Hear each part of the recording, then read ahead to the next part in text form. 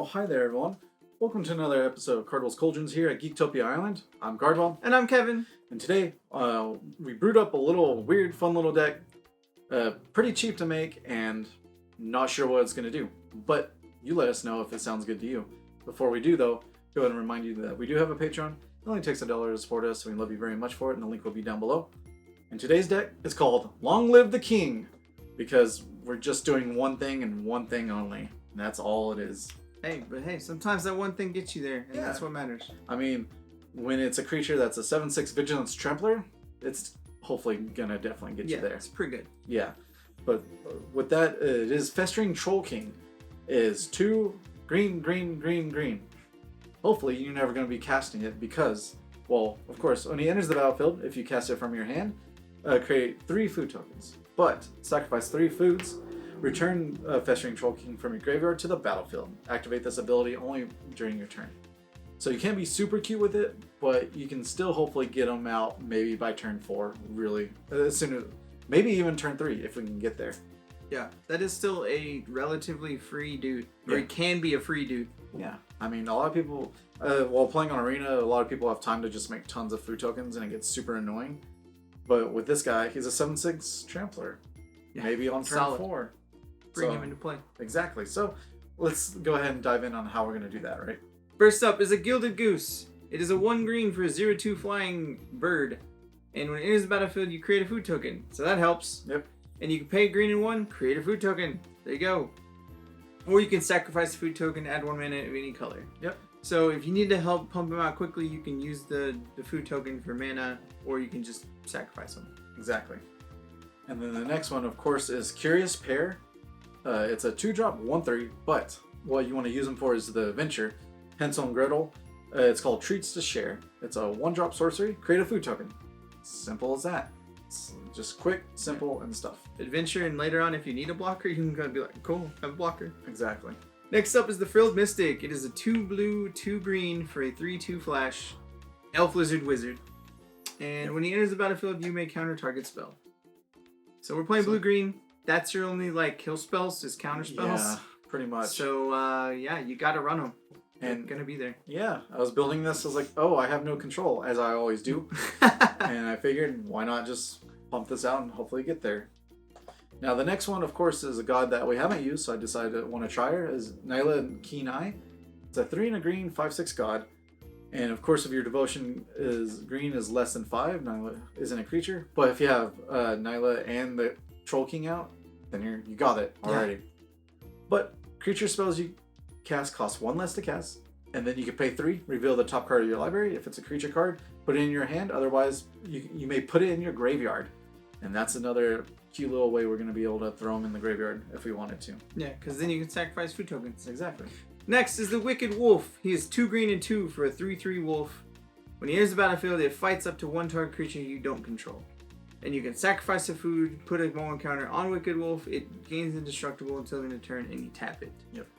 This dude is insanity for green, because again, it gives you a kill spell as green, gives you a bigger dude, and indestructibility. Yeah.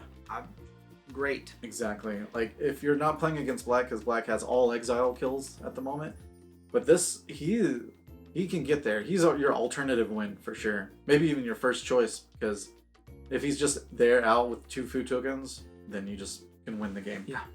Because you already swing and you're just cool, take 4, and you're like, cool, I'll sacrifice the food. He's already tapped, so I don't really lose out. And you killed a dude with him for sure. Alright, the next one is Discovery Dispersal. Discovery is a 1 and a, I forgot the color, Demir, blue or black, but of course we're going to be using blue or black if you want to use the Gilded Goose. But you surveil 2, and then you draw a card. So surveil is you look at the top 2 cards, or number, whatever it says, and then you can put it in the graveyard or keep it on top. So therefore you can just toss in the graveyard turn 2 and then get there. Dispersal, if you use the Gilded Goose, costs 5. It's 3 blue and a black. Each opponent returns the non-land permanent with the highest converted mana cost that they control. And then they discard a card. So it's okay. It's okay. You're mostly going to be discovering. Yes, exactly. Alright, Frogify. It is a blue and 1 for an enchantment creature aura, and enchanted creature loses all abilities and is a blue frog with a base power 1/1. That's it. So again, some sort of control for blue and green, so it's really good. You're like, you're 7/7. It's a 1/1. Yep. Thanks. And it has a little crown in it, so flavor. Yeah. That's what we're here for. The next one is Quench, because it's very early game. It's a 1 in a blue instant. Counter target spell unless the controller pays 2. And it's just that simple to hopefully just early game get you there to survive for sure. Trail of Crumbs. It is a green and 1. When it enters the battlefield, create a food token. When you sacrifice a food token, you may pay 1. If you do, look at the top 2 cards of your library. You may reveal a permanent card from among them and put it into your hand. Put the rest on the bottom of your library in any order. So this card is really good on a multitude of reasons because it says when you sacrifice a food token. Yeah. So each one triggers separately. So if you have the Troll King and you sacrifice 3 foods, you get 3 separate triggers of this to be like, cool, draw this card, draw this card, draw this card. Yep. Getting all the protection card that you need while it comes out. Next one is Vivians Arkbow. It's a 1 in a green legendary artifact. Its effect though is pay X, tap, discard a card. Look at the top X card of your library. You may put a creature card with converted mana cost X or less from among them into the battlefield. Put the rest in the bottom of the library in random order.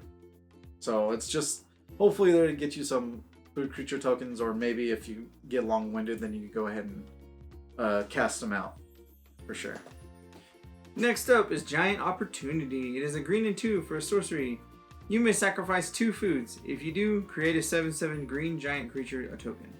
Otherwise, create 3 food tokens. Yep. So yeah. So there you go. So you can either have a Festering King that's a 7/6 Vigilance Trampler, or just a 7/7 giant creature. Yeah, and this also makes your king cost 3 instead of 7. Exactly.